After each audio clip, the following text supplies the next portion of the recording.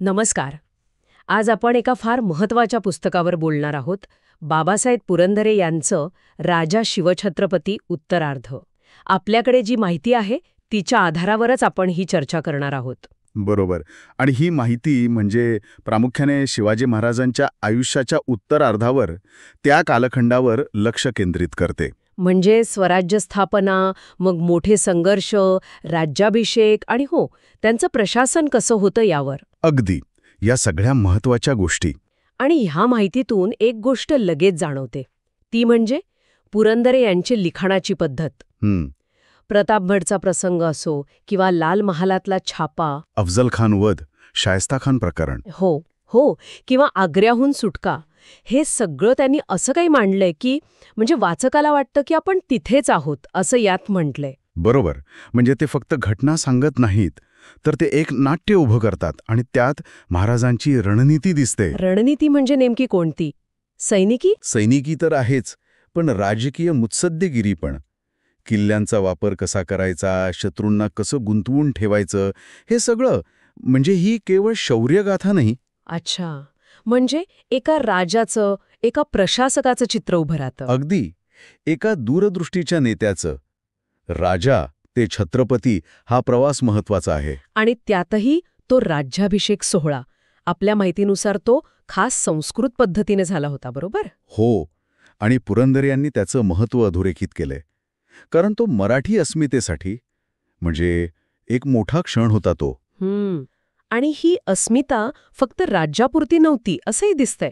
महाराजांची धर्मनीती, त्यांची लोककल्याणकारी दृष्टी. बरोबर. म्हणजे माहिती सांगते की पुस्तकात यावरही भर आहे. सर्वधर्म समभाव म्हणतात ना, तशी वृत्ती. म्हणजे शौर्य, मुत्सद्देगिरी आणि प्रजाहित या तिन्हींचा मिलाप त्यांच्या उत्तरार्धात दिसतो.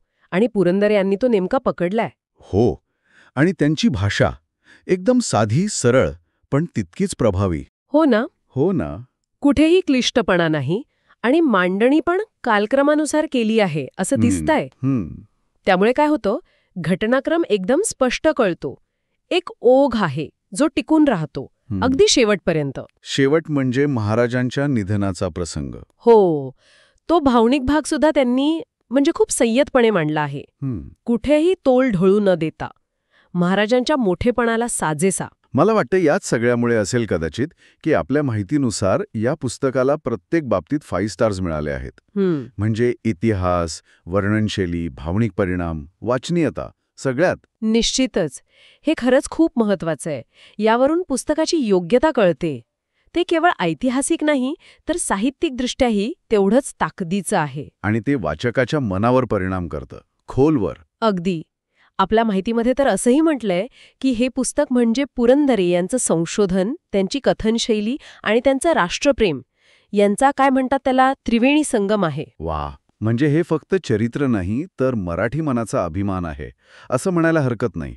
बरोबर. तर एकूणच या चर्चेतून हे स्पष्ट होतंय की राजा शिवछत्रपती उत्तरार्ध हे पुस्तक महाराजांच्या उत्तर आयुष्यातल्या महत्वाच्या घटना, त्यांचं नेतृत्व, त्यांचं प्रशासन या सगळ्याचं एक प्रभावी चित्र उभं करतं.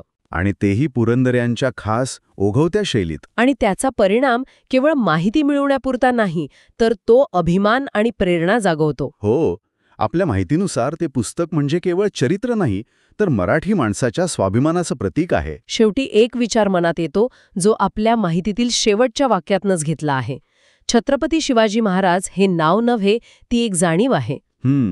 बाबासाहेबांनी ती जाणीव शब्दांतून अमर केली आहे. आणि इथेच आपण थांबूया एका प्रश्नासोबत. म्हणजे ही जी ऐतिहासिक जाणीव आहे, जी अशा लेखनातून जिवंत राहते, तिला आजच्या काळात आपण कसं जपायचं आणि कसं समजून घ्यायचं, हा विचार करण्यासारखा मुद्दा आहे, नाही का?